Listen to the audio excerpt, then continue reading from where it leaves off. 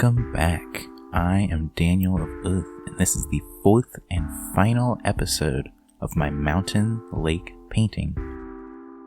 In this episode, I will be doing the grass and the lavender in the foreground of the painting. For this, I will be using titanium white, Mars black, burnt sienna, burnt umber, yellow oxide, primary yellow, hooker's green, prism violet, and primary blue.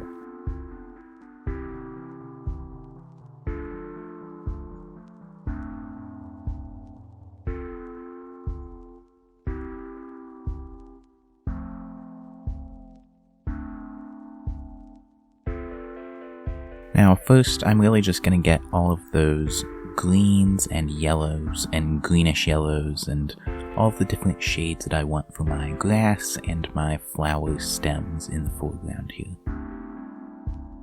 I want to make sure I have a lot of variety in colors and darknesses and brighter colors so that I can create differentiation between the different blades of grass, and I also want to make sure that I can add depth to this portion of the painting.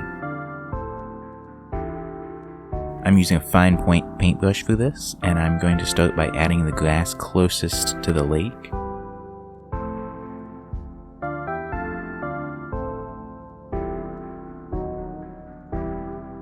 I don't really have any specific way that I put color down. I like to just go about it randomly and put down whatever color I feel like fits in that section. That way, we have a lot of different colors of grasses all spread around, and I think it makes it look more natural.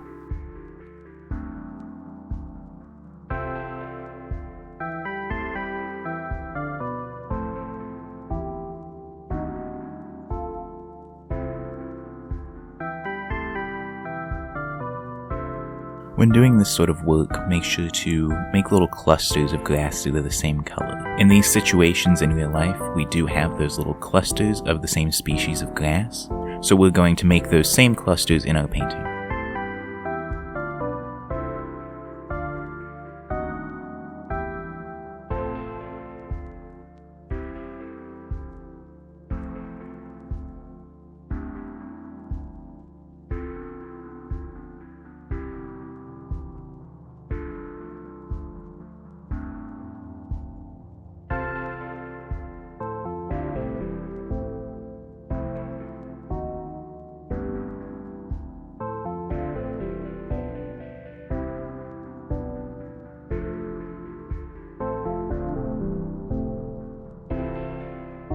Here, I'm going to start mixing the purple and the white that I'll be using for my lavender. I'm going to start putting down some of those stems and some of the flowers so that I can layer some of the grass in front of it. That way I won't just have all of the lavender flowers on top of the grass. And it'll give it more depth if I do it this way.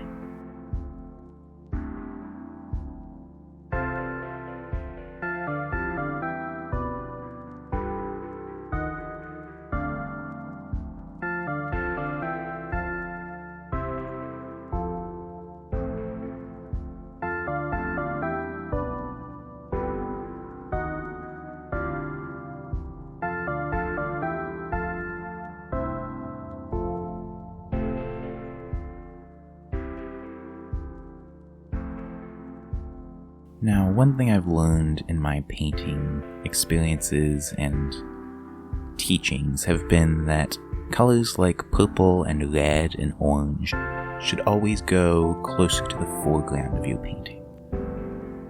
Since those reds really draw the eye towards that area, we don't want them in the background of the paintings because they'll stand out too much.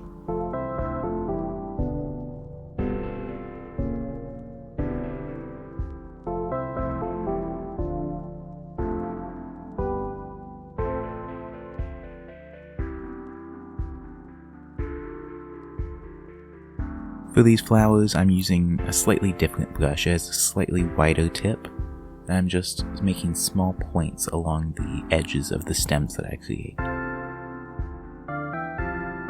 And I'm varying the shades of purple that I'm using for these flowers.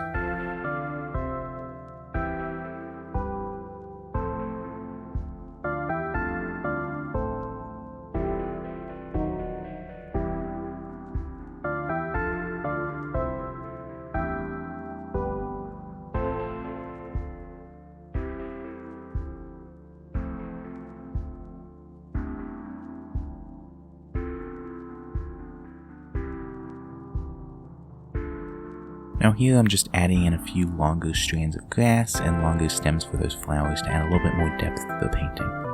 If we have more of those flowers in front of the lake, it'll look more realistic, like those flowers are actually in front of the lake and not just all grouped down in the bottom of our painting.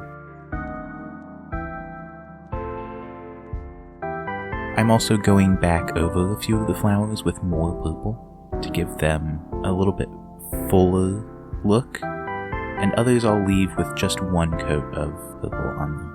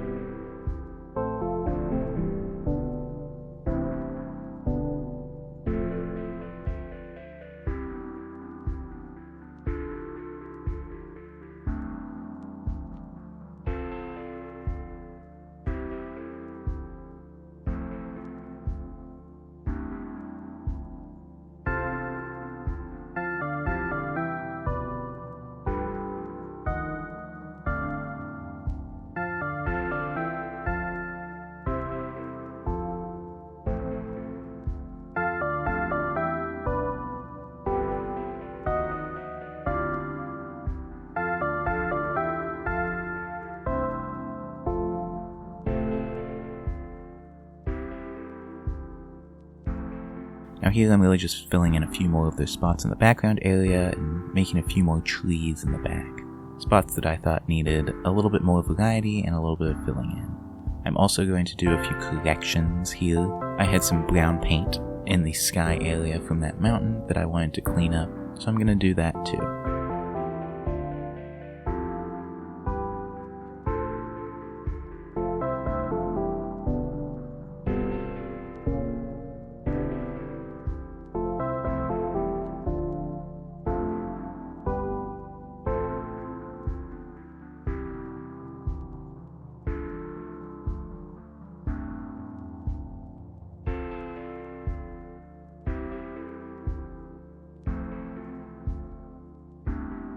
Alright, and here is my finished product. I'm just going to add my signature down on the bottom right corner, and that will be it for our episode and this painting.